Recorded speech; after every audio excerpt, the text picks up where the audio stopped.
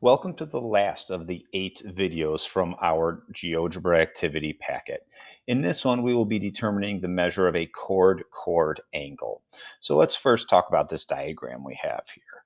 We have two chords, CD and FE. These two chords intersect at point G. Now, we labeled two of these chord-chord angles. Really, we just labeled the vertical angles, right? And want to review real fast that we know these vertical angles would be congruent. So in finding the measure of this angle, we can actually think of this angle as still intercepting two different arcs.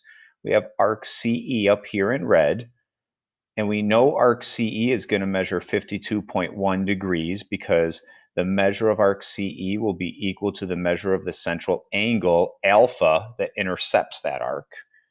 Arc DF in green here is going to measure 55.7 because the central angle that intercepts that arc is 55.7.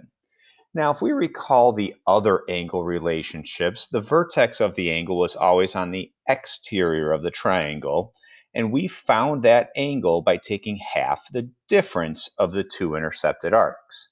Well, now we can think in terms of opposites.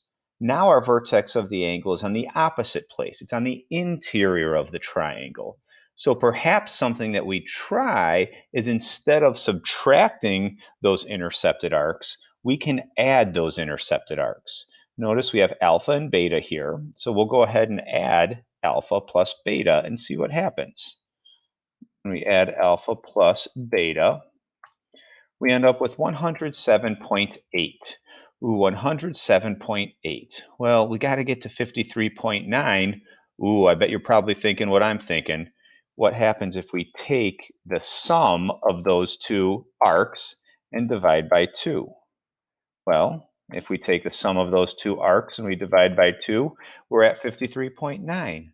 Oh, yeah. Well, let's change where these chords are a little bit. 68.8, 68.8. Make it a little bigger. Oh, 106.8, 106.8. No matter where we move these two, the measure of this chord-chord angle will be half the sum of the two intercepted arcs. Keep in mind it's the intercepted arc from the angle we're trying to find and its vertical angle. So the measure of a chord-chord angle is half the sum of its two intercepted arcs. The measure of a chord-chord angle is half the sum of the two intercepted arcs.